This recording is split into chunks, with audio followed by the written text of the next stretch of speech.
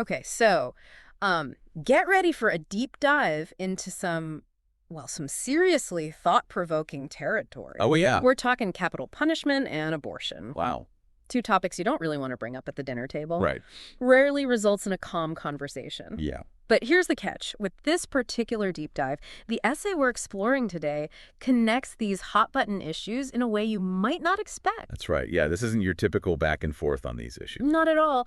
And what makes this even more interesting is that it all started in a high school religion class. Oh, wow. Can you imagine being the teacher who had to field these arguments from a student? It's a great example of how digging deeper into these seemingly separate issues, they can uncover some really fascinating connections.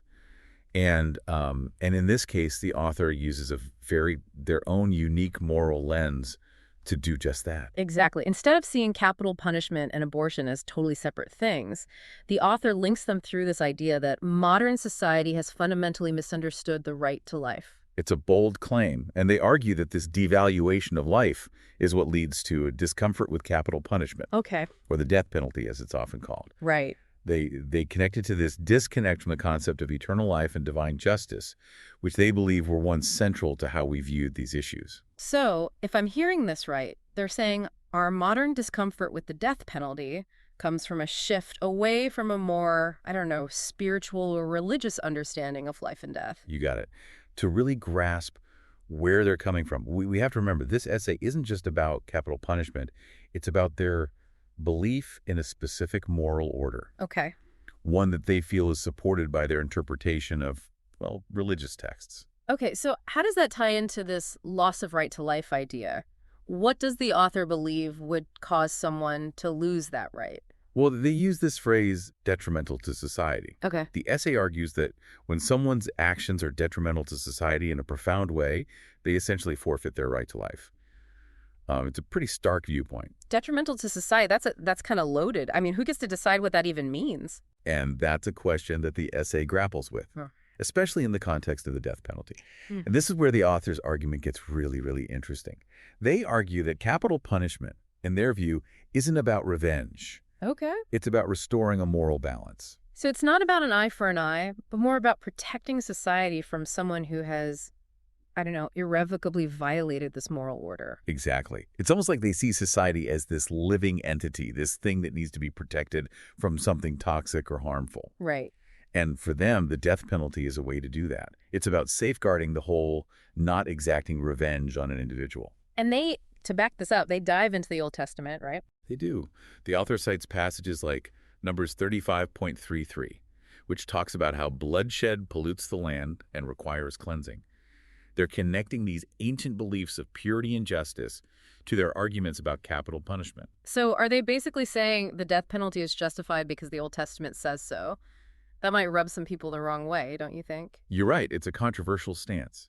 The author even brings up the Orthodox Church's perspective, which views serious crimes as disruptions to this divinely ordained order. Death, in this view, is seen as a way to restore balance, not just a punishment. That's a lot to unpack. I can already imagine some of our listeners thinking, hold on a minute, what about wrongful convictions? You know, the justice system isn't perfect. How does the essay handle that very real concern? Well, that's where things get even more intense, and some might say controversial. The author takes a really, really strong stance on those in positions of authority, Okay. saying they should be held to a higher standard of justice. Okay, so they're not shying away from the tough questions. How do they propose we hold these figures of authority more accountable? Well, they don't hold back. They argue that if someone is wrongfully convicted and executed, the responsibility should fall squarely on those involved in the decision, Okay. especially those in positions of authority. And the punishment for such a grave miscarriage of justice, Yeah. the author suggests it should be the same. The death penalty. Whoa. They're basically saying judges and juries should be held to the same standard as the accused when a life is taken unjustly. That's a bold, if not radical, perspective. You said it. The author really emphasizes this idea that those in power, judges, juries, even politicians and religious figures, should face the harshest consequences for their actions. Their argument is that the higher the position, the greater the responsibility, and the more severe the punishment if they betray public trust. And this idea of protecting institutions and their authority figures, this is where the author makes that sharp turn into the abortion debate, right? Exactly. And this is where things get even more complex. The essay doesn't just touch on the abortion debate, it dives headfirst. The author lays out a very clear pro-life stance, arguing that a fetus from the moment of conception is a human life deserving of the full protection of the law. Which, given their views on capital punishment, takes this conversation in a very specific direction. Absolutely. And they don't shy away from some of the most common arguments used in the abortion debate. We're talking about cases of rape and incest, where the author argues that the circumstances of conception don't diminish the inherent value of the life that exists. And that's a really tough stance for a lot of people to hear. I'm guessing the author offers alternative solutions in these situations? They do. They suggest adoption as a solution, emphasizing that a child conceived through rape or incest is still an innocent life deserving of protection and a loving home. It's a very clear-cut, some might say uncompromising, view of when life begins and the rights that are associated with it. But let's be honest, this essay delves into areas even more sensitive than those we've discussed. I'm talking about the argument of undesirable populations that sometimes comes up in discussions about abortion. It can be very difficult territory to navigate. How does the author approach this without, well, completely derailing the entire argument? You're right. That phrase alone can make people uncomfortable. It's often used to justify abortion within certain demographics, which is obviously extremely problematic. But the author does address it head on. So they acknowledge that this argument exists, but don't necessarily endorse it. That's right. They acknowledge its presence in the debate, but ultimately refute it. Their stance is that if you truly believe abortion is morally equivalent to murder, which is the foundation of their entire argument, then factors like race, socioeconomic status, or any other demographic marker become completely irrelevant.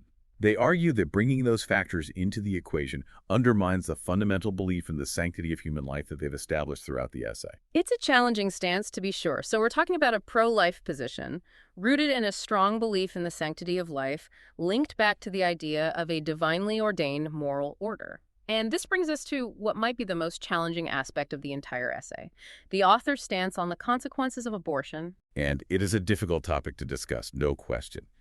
You have to remember that from the very beginning, this author has connected the right to life with actions that are detrimental to society. And in their view, abortion falls squarely in that category.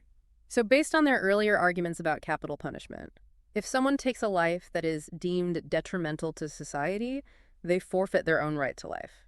And they apply that same logic to abortion. Yes. The author argues that because they see abortion as the taking of an innocent life, both the doctor who performs the abortion and the mother who chooses it should face the death penalty. It's a stark and uncompromising application of the principles they've laid out. There's no question. It's an incredibly challenging argument to grapple with, even for those who might consider themselves pro-life. It's about as far from a nuanced perspective on a very sensitive issue as you can get. But the essay doesn't end there. The author introduces this idea of the difference between law and justice. It feels like a bit of a curveball after such a direct line of reasoning. It is an unexpected twist.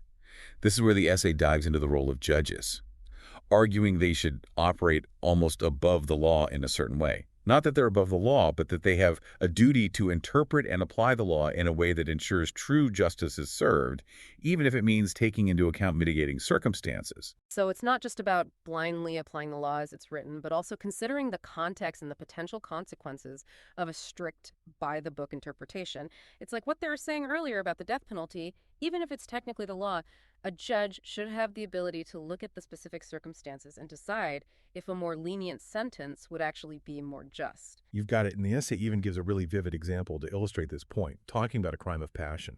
Imagine a husband walks in on his wife with another man, and in a fit of rage, he kills the other man. Legally speaking, it's murder, right? But the author argues that a judge might recognize that there are mitigating factors at play here. This wasn't a premeditated act. It was driven by intense emotion in a specific moment.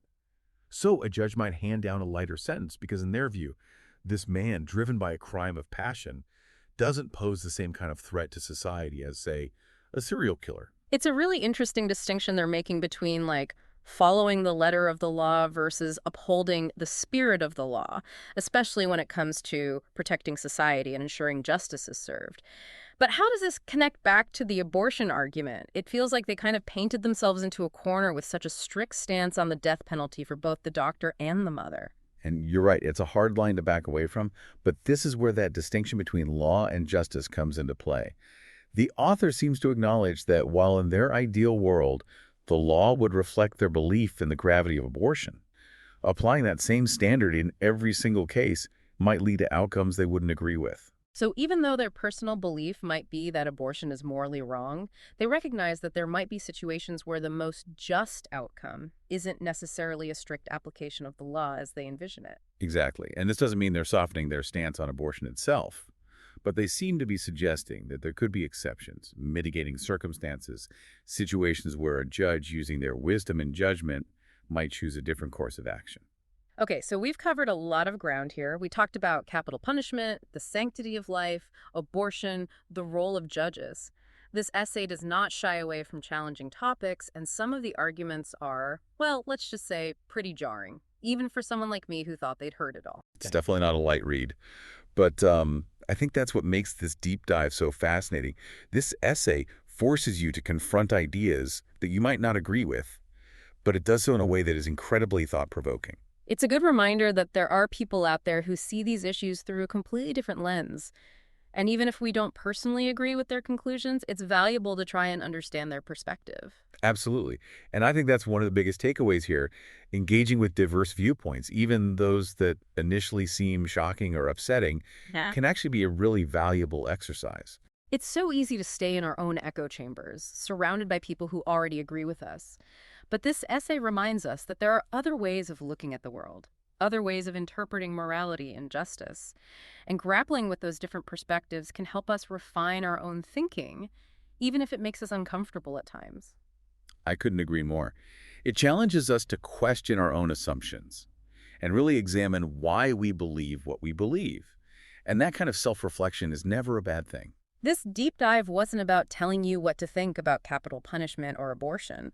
It was about diving deep into a perspective that many might find challenging, unpacking the arguments, and hopefully sparking some reflection and maybe even some interesting conversations along the way. Well said. This essay, as intense as it was, reminds us that these debates are far from settled. There's a whole spectrum of beliefs and arguments out there, and engaging with them, well, it can lead to a richer understanding of these really complex issues. It makes you wonder, doesn't it? If someone truly believes abortion is morally equivalent to murder, as this author clearly does our current system really reflect that? Or is there a disconnect between our laws and the deeply held beliefs of some within our society?